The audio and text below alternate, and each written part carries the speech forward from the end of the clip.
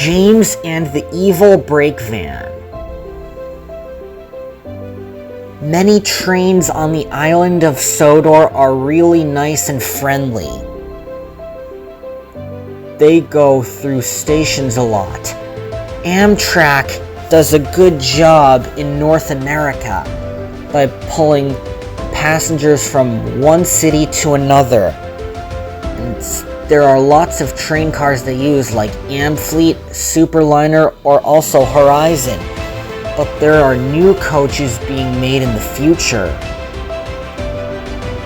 And all the trains like to be really useful on the island of Sodor. But one day, there was a brake van in the yard that was mean and evil. He was not a nice brake van at all. Sir Topham Hatt was at Knapford Yards. He came to see James and Thomas.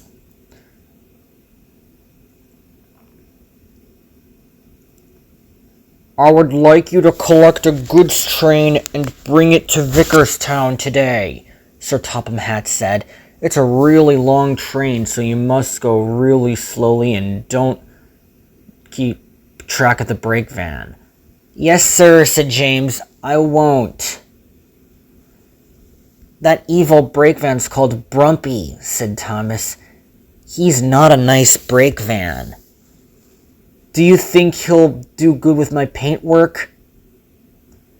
When James arrived at Knapford Yards, the evil brakeman was at the back. Who are you? He snickered. And then he laughed. What in the world? Puffed James. He doesn't sound very nice. He's mean. I would feel good to break away on trains, he said. Stop that! Roared James. He was cross.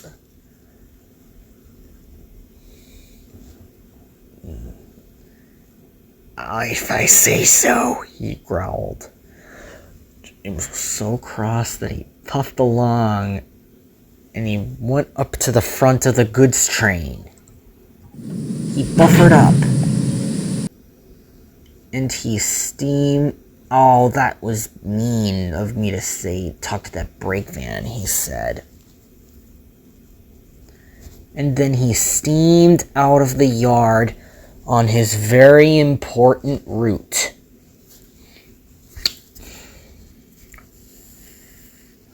The tank cars, hopper cars, and box cars and flat cars were all hitched up to James. Then he started to feel better. I can be really useful just as much as the other engines, James said to himself. The freight cars rolled along really nicely, and they were all joined together or in a good position. You don't want to buffer up to me, Brumpy said, 'cause I'm not allowed to ask random people their names. James steamed through Killabin Tunnel. He was doing a good job with his train, and the bogies were rolling along the line nicely.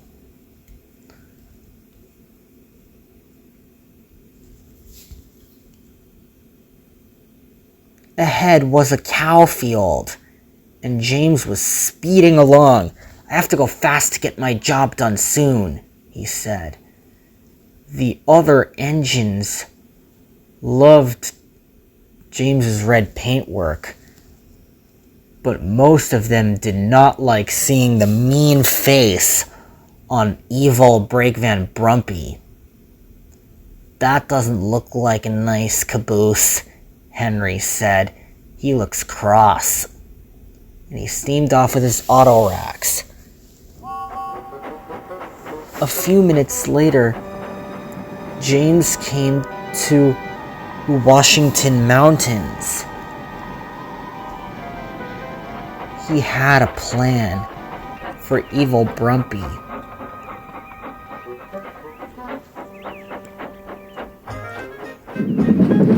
Let's break away on the hill, said a freight car.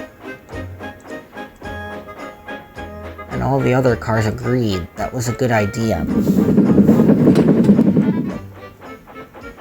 And then James came up the grade.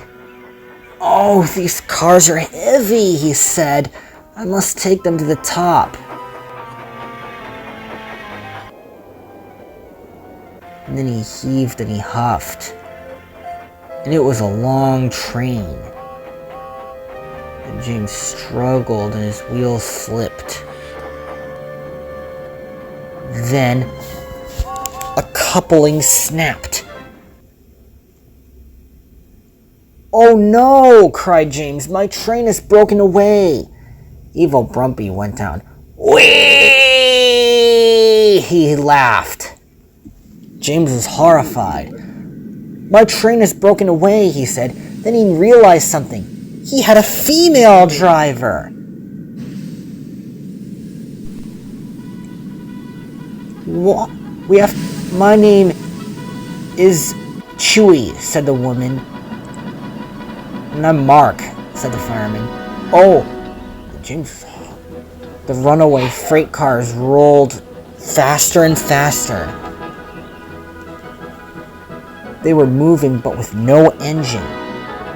And they rolled over the crossing at top speed.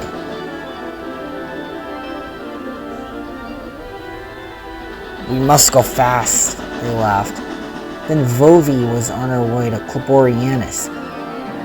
Then she came oblivious. That looks unexpected, she said. And then she began to pick up speed with her Amtrak coaches. Evil Brumpy rolled past Vovi.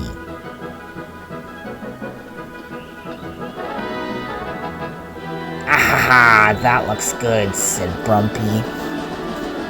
I love that engine. But James can't go that fast.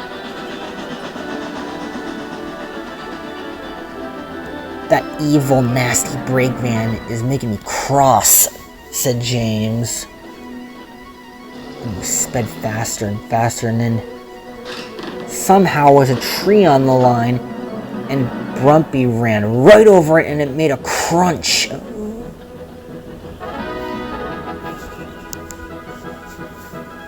But the freight cars didn't care.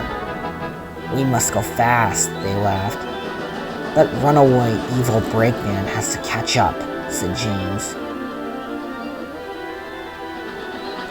And then James stopped at a signal to let the runaway freight cars roll by.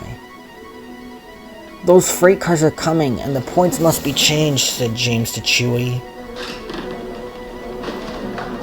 And then the runaway freight cars rolled right into the buffers and into an old shoe factory and into a lake.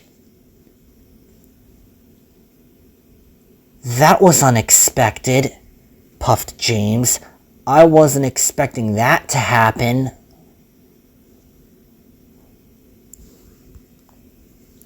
He was exhausted and hot.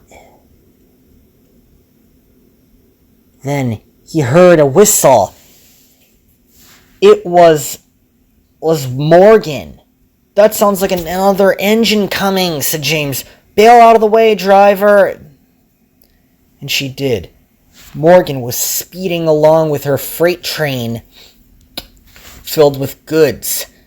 The wagons were filled nicely to the top with fresh stuff. I must get my freight delivered, said Morgan, 'cause I'm quick. Then she saw James ahead of her, and her driver applied the brakes.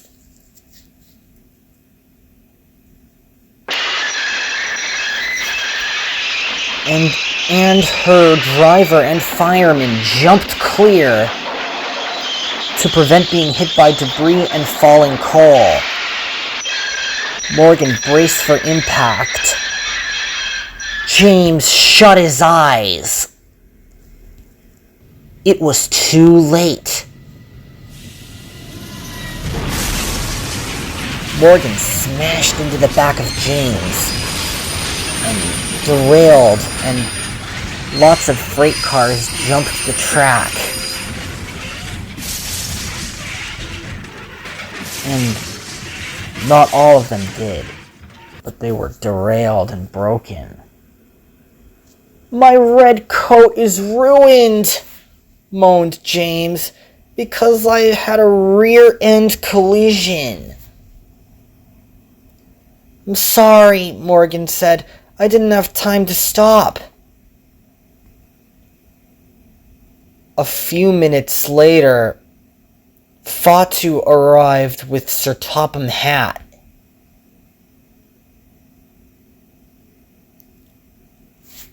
He was not happy.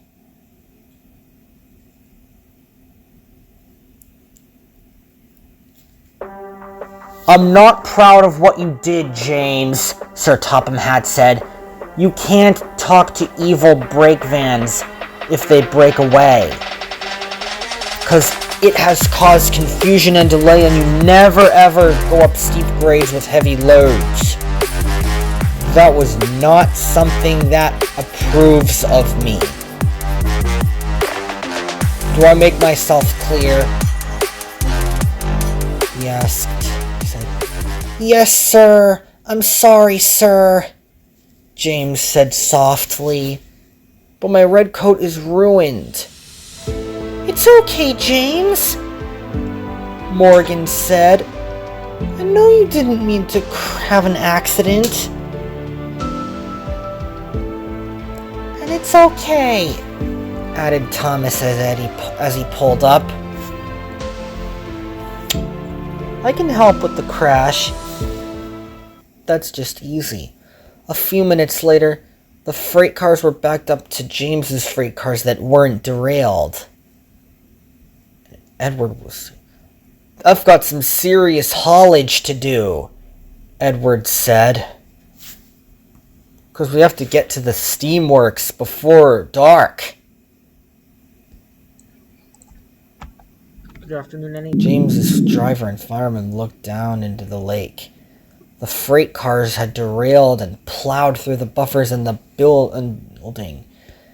Edward buffered up to the engines and brought them to the steamworks.